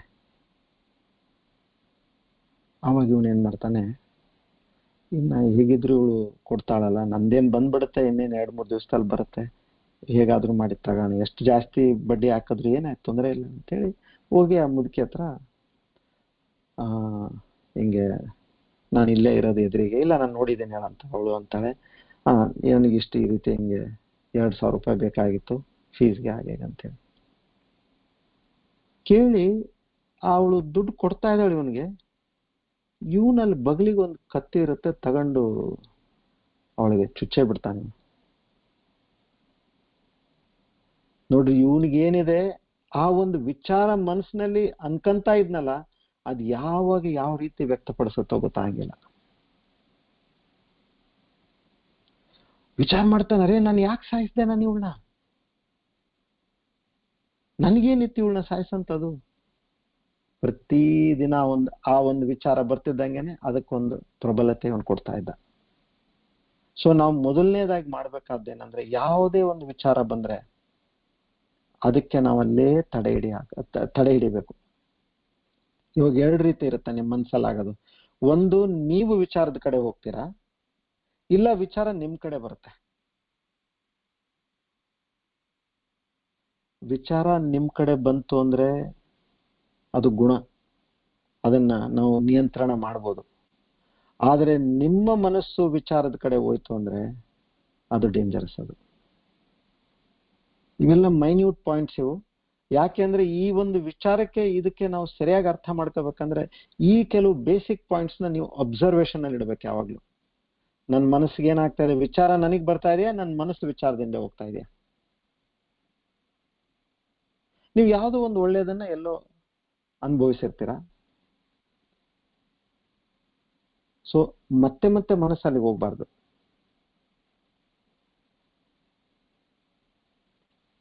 ಆ ವಿಚಾರ ಬರ್ತಿತ್ತು ಅಂದ್ರೆ ಅದನ್ನ ಅಲ್ಲೇ ತಡೆ ಹಿಡಿಬೇಕು.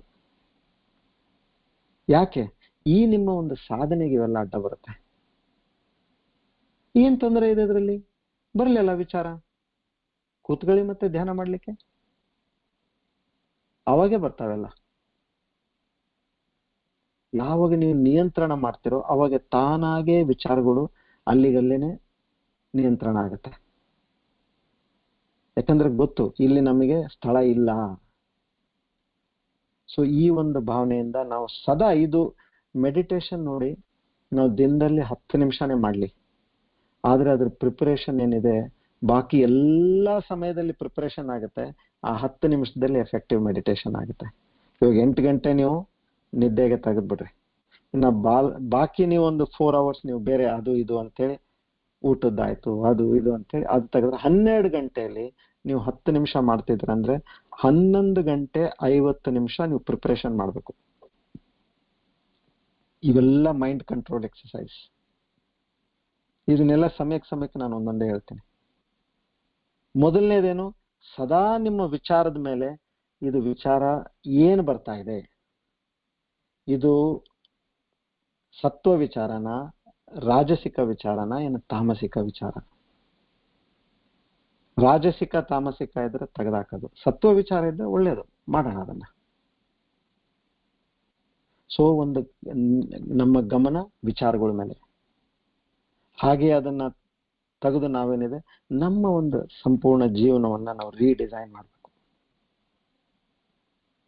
ನೋಡಿ, ನಾವು ಸಕ್ಸಸ್ಫುಲ್ ಪರ್ಸನ್ ಆಗೋದ್ ಬೇಕಾಗಿಲ್ಲ, ಯಶಸ್ವಿ ಮನುಷ್ಯ ಆಗೋದ್ ಬೇಕಾಗಿಲ್ಲ. ಕೊನೆಗೆ ಏನಂದ್ರೆ ಸಂತೋಷವಾದ ಒಂದು ವ್ಯಕ್ತಿ ಆಗ್ಬೇಕು ನಾವು ಅಷ್ಟೇ. ನಮಗೆ ಸಂತೋಷ ಇರಬೇಕು, ನಮ್ಮ ಸುತ್ತಮುತ್ತ ಇರೋ 4 ಜನಕ್ಕೆ ಸಂತೋಷ ಕೊಡುವಂತ ವ್ಯಕ್ತಿ ಆಗ್ಬೇಕು.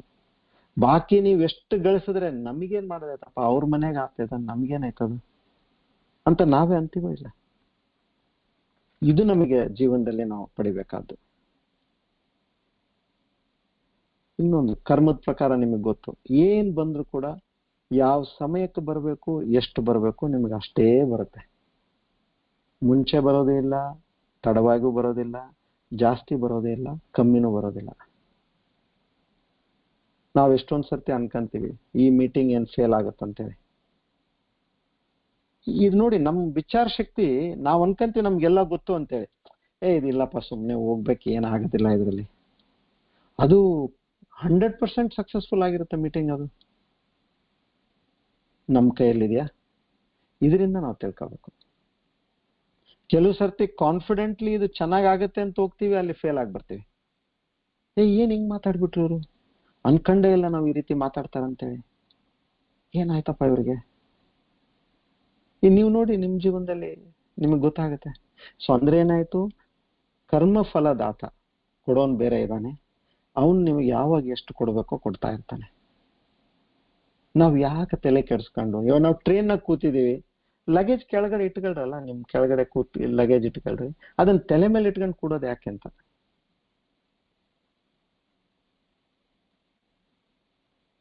ಪ್ರತಿಯೊಬ್ಬರಿಗೂ ತಮಗೆ ಎಷ್ಟು ಬೇಕು ಕರ್ಮದ ಪ್ರಕಾರ ಸಿಗುತ್ತೆ. ಒಂದು ಋಷಿಗಳು ಇರ್ತಾರೆ, ಇದಾಗಿದ್ದು ಮಹಾರಾಷ್ಟ್ರದಲ್ಲೇ ಆಗಿದ್ದು. ಅಲ್ಲಿ ಅವ್ರ ಆಶ್ರಮದಲ್ಲಿ ಸಾಕಷ್ಟು ಜನ ಹುಡುಗರು ಪಾಠ ಕಲಿತಾ ಇದ್ದಾರೆ. ಬೇರೆ ಬೇರೆ ಭಕ್ತಾದಿಗಳು ಬರ್ತಿರ್ತಾರೆ, ಅವ್ರನ್ನ ಗುರುಗಳನ್ನ ಭೇಟಿ ಆಗ್ತಾರೆ, ಹುಡುಗರಿಗೆ ಏನೋ ತರ್ತಿರ್ತಾರೆ, ಮಾಡ್ತಿರ್ತಾರೆ. ಅಲ್ಲಿ ಎಲ್ಲ ಹುಡುಗರು ಒಂದ್ಸತಿ ಹೋಗಿ ಕಂಪ್ಲೇಂಟ್ ಮಾಡ್ತಾರೆ, ಯಾರಿಗೆ, ಅವ್ರ ಮುಖ್ಯಸ್ಥರಿಗೆ, ಗುರುಜಿಗೆ ಕಂಪ್ಲೇಂಟ್ ಮಾಡ್ತಾರೆ. ಸ್ವಾಮೀಜಿ, ಇವ್ರು ನೋಡ್ರಿ, ಎಲ್ಲರೂ ಇವನ್ಗೆ ಎಲ್ಲ ಒಳ್ಳೊಳ್ಳೆ ಪದಾರ್ಥ ಕೊಟ್ಟು ಹೋಗ್ತಾರೆ, ನಮ್ಗೇನೋ ಇಲ್ಲದ್ದು ಬಲ್ಲದ್ದು ಕೊಟ್ರು ಸರಿ, ಇಲ್ಲ ಅಂದ್ರೆ ಸರಿ ಅಂತೇಳಿ ಮಾಡ್ತಾ ಇದ್ದಾರೆ. ಅದು ಇದು ಏನೇನೋ ಹೇಳಿ, ಚಾಡಿ ಹೇಳಿ ಮಾಡಿ ಅವನ ಮೇಲೆ ಸ್ವಾಮೀಜಿಗೆ ಇಲ್ಲ ಈ ಸರಿ ಇಲ್ಲ, ಇದು ಹಿಂಗ್ ಮಾಡಿದಾನೆ ಹಂಗ್ ಮಾಡಿದಾನೆ ಅಂತ ಏನೇನೋ ಹೇಳ್ತಾರೆ. ಸ್ವಾಮೀಜಿ ಅವನ್ನ ತೆಗಿತಾರ ಅಲ್ಲಿಂದ. ಆಯ್ತಪ್ಪ, ಇವನಿಗೆ ನೀನ್ ಹೋಗಪ್ಪ, ಅಲ್ಲಿ ಕಾಡಿಗೆ ಹೋಗಿ ಅಲ್ಲಿರು, ನೀನು ಸಾಧನೆ ಮಾಡುವಾಗ ಅಲ್ಲಿ ಅಂತ ಕಳಿಸ್ಬಿಡ್ತಾರ ಅವನಿಗೆ ಕಾಡಿಗೆ. ಅಲ್ಲಿ ನೋಡಿ, ಇವನ್ ಕಾಡಿಗೆ ಹೋಗಿ ಅಲ್ಲಿ ತನ್ನ ಪಾಡಿಗೆ ಏನ್ ಬೇಕು ಮತ್ತೆ ಒಂದ್ ಸಣ್ಣ ಗುಡಿಸಲು ಮಾಡ್ಕೊಂಡು ಅವನು ಅಲ್ಲಿ ಸಾಧನೆ ಮಾಡ್ತಿರ್ತಾನೆ. ಆ ಪ್ರದೇಶದ ಒಂದು ಸಣ್ಣ ರಾಜ ಹೋಗ್ತಾ ಇರ್ಬೇಕಾದ್ರೆ ಈತನ್ ನೋಡ್ತಾನೆ. ನೋಡಿ ಈತನ ತೇಜಸ್ ನೋಡಿ ಅವನಿಗೆ ಒಂಥರ ಆಕರ್ಷಣೆ. ಈ ಹುಡುಗನ ಹತ್ರ ಹೋಗ್ತಾನೆ, ಸುಮಾರು ಒಂದು 25-28 ವಯಸ್ಸು ಅವನಿಗೆ. ಹೋಗಿ ನಮಸ್ಕಾರ ಮಾಡಿ, ಏನು ನೀವು ಇಲ್ಲೇ ಹಾಕಿದಿರಿ ಅಂತ ಹೇಳಿದ್ರೆ, ಇಲ್ಲ ನಾನು ಇಂಥ ಗುರುಗಳ ಶಿಷ್ಯ, ನಾನು ಅವ್ರು ನನಗೆ ಇಲ್ಲಿ ಹೇಳಿದ್ದಾರೆ ಇರ್ಲಿಕ್ಕೆ, 1 ತಿಂಗಳಾಯ್ತು ನಾನು ಇಲ್ಲಿ ಇರ್ತಾ ಇದ್ದೀನಿ, ಹಾಗೆ ಇಲ್ಲೇ ನಾನು ಸಾಧನೆ ಮಾಡ್ತಾ ಇದ್ದೀನಿ ಅಂತೇಳಿ. ಸೊ ಅವಾಗೆ ಇವರು ಈ ರಾಜ ಏನಂತಾನೆ, ನೀವೇನು ಈ ಒಂದು ಸಣ್ಣ ಕುಟೀರದಲ್ಲಿದ್ದೀರಿ ಅಂತೇಳಿ ಅವ್ರಿಗೆ ಒಂದು ಒಳ್ಳೆ ಮನೆ ಕಟ್ಸ್ಕೊಡ್ತಾರಲ್ಲಿ. ಮನೆ ಕಟ್ಸಿ ನೌಕರು ಚಾಕರು ಒಂದ್ 4 ಜನನ ಇಟ್ಟು ನಿಮ್ಗೆ ಏನ್ ಬೇಕೋ ಅದಕ್ಕೆಲ್ಲ ಊಟದ ವ್ಯವಸ್ಥೆ ಮತ್ತೊಂದು ಬಟ್ಟೆದು ಅದು ಇದು ಎಲ್ಲ ನಾನು ನೋಡ್ಕೊಂತೀನಿ ಅಂತ ಹೇಳಿ ಅವರು ಈ ವ್ಯವಸ್ಥೆ ಮಾಡಿ ಹೋಗ್ಬಿಡ್ತಾರಲ್ಲಿ. ಈ ವಿಷಯ ಅವ್ರ ಗುರುಗಳಿಗೆ ಹೋಗುತ್ತೆ. ಗುರುಗಳು ಕರೆದು ಹೇಳ್ತಾರೆ, ನೋಡಪ್ಪ ನೀವು ಏನ್ ಹೇಳ್ತಾ ಇದ್ರಿ ಆ ಹುಡುಗನ ಮೇಲೆ, ಅವನಿಗೆ ಅಷ್ಟು ಸಿಗುತ್ತೆ ಇಷ್ಟು ಸಿಗುತ್ತೆ ಹಾಗೆ ಹೇಗೆ ಅಂತ ನೀವೆಲ್ಲ ಚಾಡಿ ಹೇಳಿದ್ರಲ್ಲ ಅವನ ಮೇಲೆ, ಅವನ್ ಏನನ್ನ ನನಗೆ ಗೊತ್ತು. ಇವಾಗ ನೋಡಿ ಅವನಿಗೆ ಏನ್ ಸಿಕ್ಕಿದೆ ಅಲ್ಲಿ. ಅವಾಗ ಎಲ್ಲಾರು ಹುಡುಗರು ಬೋಳ್ ಕಚ್ಕೊಂಡು ಸುಮ್ಮನಾಗ್ತಾರೆ. ಅಂದ್ರೆ ಇಲ್ಲಿ ಪಾಠ ಏನ್ ಹೇಳ್ತಾರಂದ್ರೆ, ನಿನ್ನ ಕರ್ಮದ ಪ್ರಕಾರ ನಿನಗೆ ಸಿಗಬೇಕಂದ್ರೆ ನೀನ್ ಎಲ್ಲಾದ್ರೂ ಇರು, ನಿನಗೆ ಹುಡುಕೊಂಡು ಅದು ಕೊಟ್ಟು ಹೋಗ್ತಾರೆ.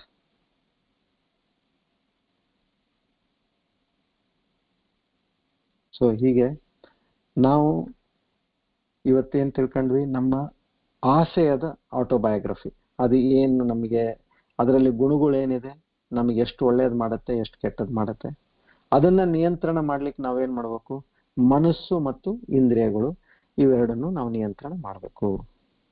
ಇನ್ನು 3ನೇ ಗುಣ ಏನ್ ಬರುತ್ತೆ, ಶಮ ದಮ ಆದ್ಮೇಲೆ ಉಪರಮ. ಉಪರಮ ಅಂದ್ರೆ ಉಪರತಿ ಅಂತ ಕೂಡ ಅಂತಾರೆ ಇದಕ್ಕೆ. ಇದು ನಾವು ಯಾವುದೇ ತರದ ನಮ್ಮ ಇಂದ್ರಿಯಗಳು ಅದು ಇದಕ್ಕೆ ಅದಕ್ಕೆ ಸುಖ ಕೊಡೋದ್ರಲ್ಲಿ ನಾವು ಸಮಯವನ್ನ ಕಳಿಬಾರ್ದು.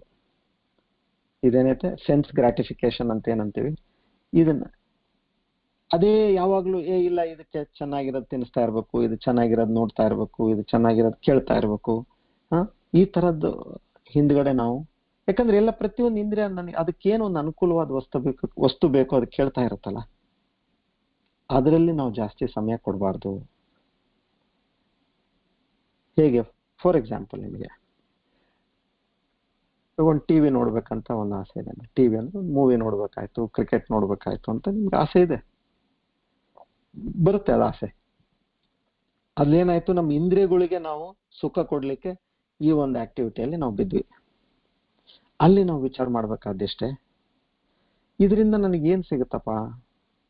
ಯಾಕಂದ್ರೆ ವಿವೇಕ ಶಕ್ತಿ ಯೂಸ್ ಮಾಡ್ಬೇಕಲ್ಲ ನಾವ್ ಇವಾಗ. ನಮಗೆ ಗೊತ್ತಾಗ್ತಾ ಇದೆ ನೋಡಿ ಒಂದೊಂದು ಏನೇನ್ ನಮ್ಮಲ್ಲೇ ಇದೆ ಅಂತೇಳಿ. ವಿವೇಕ ಶಕ್ತಿ ಪ್ರಕಾರ ನನಗೆ ಇದ್ರಲ್ಲಿ ಏನ್ ಸಿಗುತ್ತೆ, ನನಗೆ ಟಿವಿ ನೋಡ್ಕೊಂತ ಕೂತ್ರೆ ಓಕೆ ನಾನು ನೋಡ್ಬೇಕಲ್ಲ, ಸರಿ ನೀನು 1 ಗಂಟೆ ನೋಡ್ತಾ ಇದ್ದೇನೆ, ಒಂದು ಅರ್ಧ ಗಂಟೆ ನಾನು ಬೇರೆ ಕ್ರಿಕೆಟ್ ನೋಡಿದೆ ಇಲ್ಲ ಬೇರೆ ಏನಾದ್ರು ನೋಡಿದೆ, ಒಂದು ಅರ್ಧ ಗಂಟೆ ನಾನು ಯಾಕೆ ಯಾವ್ದಾದ್ರು ಒಂದು ಒಳ್ಳೆ ವಿಚಾರ ನೋಡಬಾರ್ದು. ಅದೇ ಟಿವಿಯಲ್ಲೇನೆ ಒಳ್ಳೇದು ಯಾವುದು ನಮಗೆ, ಇವಾಗ ರಾಮಾಯಣ ಇತ್ತು, ಏನೋ ಅದರಲ್ಲಿ ರಾಮಾಯಣ ಕಲೀಲಿಕ್ಕೆ ಸಿಗುತ್ತಲ್ಲ ನಮಗೆ,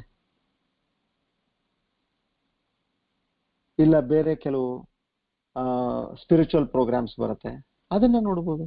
ಎಲ್ಲಿ ನಮಗೆ ಒಂದು ನಮ್ಮ ಒಂದು ಭಗವಂತನಿಗೆ ಒಂದು ಹೆಜ್ಜೆ ಹತ್ರ ಹೋಗ್ಲಿಕ್ಕೆ ಯಾವ ಒಂದು ವಿಷಯ ನಮಗೆ ಸಿಗುತ್ತೋ ಆ ರೀತಿ ನಾವು ಮನಸ್ಸನ್ನ ಮತ್ತೆ ಇಂದ್ರಿಯಗಳನ್ನ ನಿಧಾನಕ್ಕೆ ಸಮಜಾಯಿಸಿ ಆ ಕಡೆ ತಗೊಂಡು ಹೋಗ್ಬೇಕು.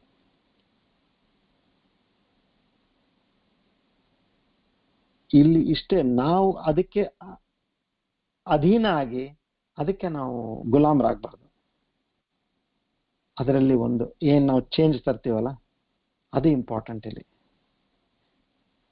ಫಾರ್ ಎಕ್ಸಾಂಪಲ್ ನಿಮಗೆ ಡಾಕ್ಟರ್ ಏನಿದೆ, ನೀವು ದಿನ ಒಂದು ಆಪಲ್ ತಿನ್ಬೇಕು ಅಂತ ಹೇಳ್ತಾರಂದ್ರೆ, ನೀವು ಒಳ್ಳೇದಾಯ್ತಪ್ಪ ನನಗೂ ಆಪಲ್ ಅಂದ್ರೆ ಇಷ್ಟ, ಡಾಕ್ಟರ್ ಹೇಳ್ಬಿಟ್ಟಾರೆ ಒಳ್ಳೇದಾಯ್ತು ಅಂತೇಳಿ ಇಲ್ಲೇನ್ ಮಾಡ್ತೀರಿ, ನೀವು ಅದನ್ನ ಸರಳವಾಗಿ ನೀವು ಅದನ್ನ ಅಭ್ಯಾಸ ಮಾಡ್ತೀರಿ ತಿನ್ಲಿಕ್ಕೆ, ಪಾಲನೆ ಕೂಡ ಮಾಡ್ತೀರಿ. ಅದೇ ಡಾಕ್ಟರ್ ಏನಂತಾರೆ, ದಿವಸ ನೀನೇನೈತೆ ಇದು ಬಿಟರ್ ಗಾರ್ಡ್ ಅಂದ್ರೆ ಕರೇಲ ಅಂತೀವಲ್ಲ, ಕಾಕರಕಾಯಿ ಜ್ಯೂಸ್ ನೀನು ಒಂದು ಗ್ಲಾಸ್ ದಿನ ಕುಡಿಬೇಕು ಅಂತ ಹೇಳಿದ್ರಂತೆ. ಇಲ್ಲೇನಾಯ್ತು, ನಮಗದು ಇಷ್ಟ ಇಲ್ಲ, ಡಾಕ್ಟರ್ ಹೇಳಿದ್ದಾರೆ ಅಂತ ನಾವು ಬಿಡ್ತೀವಿ ನೋಡ್ರಿ, ಅಲ್ಲಿ ಅದು ಆಗ್ಬಾರ್ದು. ನನಗೆ ಇಷ್ಟ ಇರ್ಲಿ ಕಷ್ಟ ಇರ್ಲಿ, ನನಗೆ ಯಾವುದು ಒಳ್ಳೇದಿದೆಯೋ ಅದನ್ನ ನಾವು ಪಾಲನೆ ಮಾಡಬೇಕು. ಸೊ ಇದನ್ನ ನಾವು ಈ ರೀತಿ ನಮ್ಮ ಲೈಫ್ನ ನಾವು ಕಂಟ್ರೋಲ್ನಾಗೆ ನಿಧಾನಕ್ಕೆ ತರಬೇಕು. ಇದರಲ್ಲಿ ಒಂದೇ ಸರ್ತಿ ನಾವೇನ್ 360 ಡಿಗ್ರಿ ಟರ್ನ್ ಮಾಡೋದು ಬೇಕಾಗಿಲ್ಲ.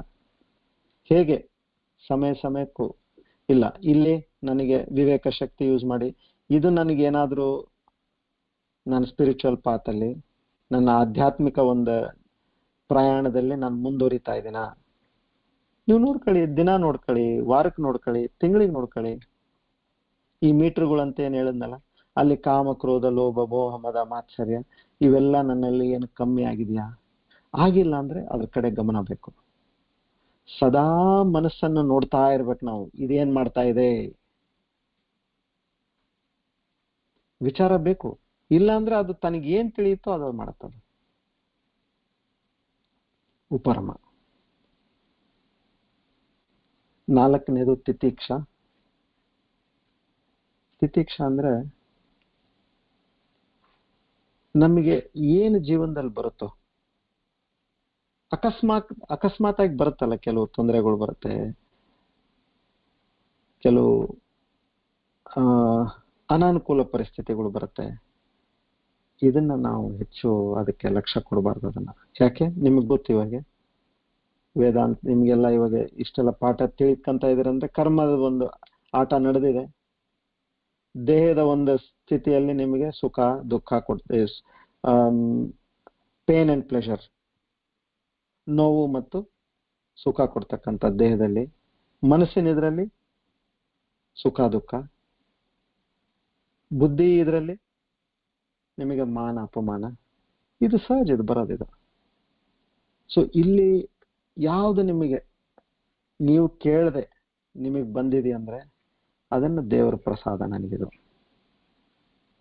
ವಿತ್ ಅ ಸ್ಮೈಲ್, ಸಿಟ್ಟಿನಿಂದ ಇಲ್ಲ ಕೋಪದಿಂದ ಮಾಡಿ ನಾವು ಮಾಡ್ಕಂತ, ಆಯ್ತಪ್ಪ ಪರಮಾತ್ಮ ನೀ ಕಳ್ಸಿದ್ಯಾ, ಏನೋ ಒಂದು ಕಾರಣ ಇದೆ, ಕಾರಣ ಇಷ್ಟೇ, ನಾನು ಹಿಂದಿನ ಪ್ರಕಾರ ಏನಾಗ್ಬೇಕೋ ಆಗಿದೆ. ಎಂಡ್ಯೂರೆನ್ಸ್ ಅಂತೀವಲ್ಲ, ಇವಾಗ ಹೇಗೆ ಒಂದು ವೆಹಿಕಲ್ ಅಲ್ಲಿ ಮೆಟಲ್ನೆಲ್ಲ ಒಂದು ಟೆಸ್ಟ್ ಮಾಡ್ತಾರೆ, ಅದನ್ನ ಎಕ್ಸ್ಟ್ರೀಮ್ ಹೀಟಿಗೆ ತಗೊಂಡು ಹೋಗ್ತಾರೆ, ಮತ್ತೆ ಎಕ್ಸ್ಟ್ರೀಮ್ ಕೋಲ್ಡ್ಗೆ ತಗೊಂಡೋಗಿ ಇದೇನಾದ್ರೂ ಬ್ರೇಕ್ ಆಗತ್ತಾ ಅಂತ ನೋಡ್ತಾರೆ. ಸೊ ಈ ತರ ನಾವು ಎಕ್ಸ್ಟ್ರೀಮ್ ಸಿಚುವೇಶನ್ ಬಂದರೂ ಕೂಡ ನಾವು ವಿತ್ ಅ ಸ್ಮೈಲ್ ನಾವು ಕೆಲಸ ಮಾಡಬೇಕು. ಇದು ಯಾಕೆ ಅಂದ್ರೆ, ಇವಾಗ ಫಾರ್ ಎಕ್ಸಾಂಪಲ್ ಒಬ್ಬ ಶೂಟರ್ ಇದಾನಂದ್ರೆ, ಗುರಿ ಇಟ್ಟು ಅವನು ಹೊಡಿತಾ ಇದ್ದಾನೆ. ಅಲ್ಲಿ ಅವನಿಗೆ ಏನಾಗ್ಬೇಕು, ಪಕ್ಕದಲ್ಲಿ ಏನೇ ಒಂದು ಡಿಸ್ಟರ್ಬೆನ್ಸ್ ಇದ್ರೂ ಕೂಡ ಅವನಿಗೆ ಮನಸ್ಸು ಚಂಚಲತೆ ಆಗ್ಬಾರ್ದು. ಇವಾಗ ಸ್ಪೋರ್ಟ್ಸ್ ಮ್ಯಾನ್, ಇವಾಗ ಫುಟ್ಬಾಲರ್ ಇದ್ದಾನೆ, ಇಲ್ಲ ಕ್ರಿಕೆಟರ್ ಇದ್ದಾನೆ, ಯಾವುದೋ ಬೇರೆ ದೇಶದಾಗ ಅವರು ಆಟ ಆಡ್ತಾ ಇದ್ದಾರೆ, ನಮ್ ಜನ ಕಮ್ಮಿ, ಆ ದೇಶದ ಜನ ಜಾಸ್ತಿ. ಸೊ ಇವನಿಗಂತೂ ಚೇರ್ ಮಾಡಂಗಿಲ್ಲ ಅವರೆಲ್ಲ. ಸೊ ಆ ಟೈಮಲ್ಲಿ ಇವೊಂದು ಮನಸ್ಸು ಚೇಂಜ್ ಆಗ್ಬಾರ್ದು. ಇದು ನಿಜವಾದ ಒಂದು ಇವರು ಸ್ಪೋರ್ಟ್ಸ್ ಮ್ಯಾನ್ ಲಕ್ಷಣ. ಅಲ್ಲಿ ಇವನ್ ಸಿಕ್ಸರ್ ಹೊಡೆದ ಅಂದ್ರೆ ಅಲ್ಲಿ ಅವರು ಓ ಅಂತಂತಿರ್ಬೋದು, ಚಪ್ಪಾಳೆ ಹೊಡೆಯೋದಿಲ್ಲ ಅವರು. ಅದನ್ನ ಇವನಿಗೆ ಆ ನಿಯಂತ್ರಣ, ಅದು ತಿತೀಕ್ಷ. ಏನ್ ಬರುತ್ತೋ ಇದನ್ನ, ನನ್ನ ಗುರಿ ಏನಿದೆ ಅದನ್ನ ನಾನು ಸಾಧಿಸ್ಬೇಕಷ್ಟೆ. ಇದು ಹೆಚ್ಚು ಕಡಿಮೆ ಆಗಿದ್ದು ಅದ್ರ ವಿಷಯಕ್ಕೆ ನನ್ ಗಮನ ಹೋಗ್ಬಾರ್ದು. ಎಂಡೋರೆನ್ಸ್. 5ನೇದು ಶ್ರದ್ಧಾ ಅಂತೇಳಿ. ಇವಾಗ ಶ್ರದ್ಧಾ ಅಂದ್ರೆ ಟ್ರಸ್ಟ್ ಅಂತ ಆಯ್ತು ಅಲ್ವಾ. ಇವಾಗ ನಾವು ಯಾವ್ದಾದ್ರು ಒಂದು ನೋಡ್ಲಿಕ್ಕೆ ನಮಗೆ ಕಣ್ಣು ಬೇಕು, ಕೇಳಲಿಕ್ಕೆ ಕಿವಿ ಬೇಕು, ಅದರ ವಾಸನೆಗೆ ಮೂಗು ಬೇಕು, ಆಯ್ತು. ಅದನ್ನ ಇದು ಯಾವ ಕಲರು ಅಂತಂದ್ರೆ, ನಮಗೆ ಕೆಂಪುದು ಅಂತ ಹೇಳಿದ್ರೆ, ಇವಾಗ ಒಂದು ಹೂವು ತೋರಿಸಿ ಇದು ಕೆಂಪು ಕಲರು ಅಂತ ನೀವು ಅಂತೀರಾ. ಹೌದು, ನನಗೆ ಗೊತ್ತಾಗುತ್ತೆ ಕೆಂಪು ಅಂತ ಕಾಣಿಸ್ತಾ ಇದೆ ನನಗೆ. ಇದು ಸಿಹಿ ಆಗಿದೆ ಅಂತ ಹೇಳ್ತೀರಾ, ನಾನು ತಿಂದು ನೋಡ್ತೀನಿ, ಹೌದು ಸಿಹಿ ಆಗಿದೆ ಅಂತೆ. ಆದ್ರೆ ಇಲ್ಲಿ ನಾವು ವಿಚಾರ ಮಾಡ್ತಕ್ಕಂಥ ವಿಚಾರಗಳೆಲ್ಲ ಹೇಗಿದೆ ಅಂದ್ರೆ, ಇದು ಇಂದ್ರಿಯಗೆ ಪರೆಯಾಗಿದೆ, ಮನಸ್ಸಿಗೆ ಮತ್ತು ಇಂದ್ರಿಯಗಳಿಗೆ ಪರೆಯಾಗಿದೆ ಇದು. ಸೊ ಇಲ್ಲಿ ಏನಂದ್ರೆ, ನಮಗೆ ಅಲ್ಲಿ ಶಾಸ್ತ್ರದಲ್ಲಿ ಗುರುಗಳಲ್ಲಿ ನಮಗೆ ಅವ್ರು ಏನ್ ಹೇಳ್ತಾ ಇದ್ರೆ, ಒಂದು ಲೆವೆಲ್ ವರೆಗೂ ಅಲೌಕಿಕ ವಿಷಯ ವೇದ ಪ್ರಮಾಣಂ. ಯಾವ ಈ ಇಂದ್ರಿಯ ಮತ್ತು ಮನಸ್ಸಿಗೆ ತಿಳಿಲಾರತಕ್ಕಂಥ ವಿಷಯ ಮತ್ತೆ ಈ ಜಗತ್ತಿನಲ್ಲಿ ಸಾಮಾನ್ಯವಾಗಿ ಗೊತ್ತಿಲ್ಲದೆ ಇರತಕ್ಕಂಥ ವಿಷಯಕ್ಕೆ ವೇದಗಳೇ ಪ್ರಮಾಣ ಅಂತ ಹೇಳಿದ್ದಾರೆ. ಸೊ ಅಲ್ಲಿ ಆ ಒಂದು ನಂಬಿಕೆಯಿಂದ ನಾವು ಮುಂದುವರಿಬೇಕು ಅಷ್ಟೇ. ಅವ್ರು ಹೇಳಿದ್ದನ್ನ ನೀವು ಇದನ್ನ ಖಡಾಖಂಡಿತವಾಗಿ ನಂಬಬೇಕು ಅಂತಲ್ಲ, ಅವ್ರು ಹೇಳಿದ್ದನ್ನ ಪ್ರಯತ್ನ ಮಾಡಿ ಔಟ್ರೈಟ್ ರಿಜೆಕ್ಟ್ ಮಾಡ್ಲಾರ್ದಂಗೆ ಅಷ್ಟು ಮಾತ್ರ ಶುರು ಮಾಡಿದ್ರೆ ಸಾಕು. ಇವಾಗ ಯಾರಿಗಾದ್ರೂ ನಾವು ಮಕ್ಕಳಿಗೆ ಹೇಳ್ತೀವನ್ರಿ, ಇಲ್ಲಪ್ಪ ಇದಕ್ಕೆ ನೀನು ಹೋಮಿಯೋಪತಿ ಮೆಡಿಸಿನ್ ತಗ, ಇದಕ್ಕೆ ಅಲೋಪತಿ ಸರಿಗಿರಂಗಿಲ್ಲ ಅಂತ ಹೇಳಿದ್ವಿ ಬೈ ಚಾನ್ಸ್. ಅವಾಗ ಏನ್ ಮಾಡ್ತಾರೆ, ಅವರಿಗೆ ನಮ್ಮ ಮೇಲೆ ನಂಬಿಕೆ ಆಯ್ತು ಅಂತ ಅವ್ರು ತಗೊಳ್ತಾರೆ. ಅವ್ರಿಗೆ ಸರಿ ಹೋಗದೆ ಇದ್ರೆ ಸರಿ ಹೋಗ್ಲಿಲ್ಲ ಅಂತ ಬಿಡ್ತಾರೆ. ಆ ತರ ಮಾಡ್ಬೇಕು. ಆಗ್ಲಿ ಔಟ್ರೈಟ್ ರಿಜೆಕ್ಟ್ ಮಾಡಿ, ಇಲ್ಲ ಹೋಮಿಯೋಪತಿಯಲ್ಲಿ ಏನಿದೆ, ಅಲೋಪತಿಯಲ್ಲಿ ಇದ್ದಂಗೆ ಹೋಮಿಯೋಪತಿಯಲ್ಲಿ ಇಲ್ಲೇ ಇಲ್ಲ ಅಂತೇಳಿ ಔಟ್ರೈಟ್ ರಿಜೆಕ್ಟ್ ಮಾಡ್ತೀವಲ್ಲ, ಅದಾಗ್ಬಾರ್ದು. ಅಷ್ಟರ ಮಟ್ಟಿಗೆ ಶ್ರದ್ಧಾ ಇದ್ರೆ ಸಾಕು. ಯಾಕಂದ್ರೆ ನಮ್ಮಲ್ಲೇನೆ ಏನ್ ಹೇಳ್ತಾರೆ, ಶ್ರವಣ ಮನನ ನಿಧಿಧ್ಯಾಸನ. ಮನನದಲ್ಲಿ ನೀವು ಎಷ್ಟು ಸಾಧ್ಯ ಆಗುತ್ತೆ ಅಷ್ಟು ಡೌಟ್ಸ್ ಕೇಳಿ ಅದನ್ನ ನೀವು ಪರಿಹಾರ ಮಾಡೇ ಮುಂದುವರಿರಿ. ಸೊ ಅಷ್ಟರ ಮಟ್ಟಿಗೆ ಶ್ರದ್ಧಾ. ಇನ್ನು ಇದರಲ್ಲಿ ಶ್ರದ್ಧಾ ಯಾವ ರೀತಿ ಇಡಬೇಕು, ಎಷ್ಟರ ಮಟ್ಟಿಗೆ ಇಡಬೇಕು, ಇದನ್ನ ಇಲ್ಲಿಂದ ನಾಳೆ ತಗೋಣ ಈ ಪಾಠನ. ಅಂಧಶ್ರದ್ಧಾ ಅಂದ್ರೇನು, ಸರಿಯಾದ ಶ್ರದ್ಧಾ ಅಂದ್ರೇನು, ಇದೆಲ್ಲ ನಾಳೆ ನೋಡೋಣ.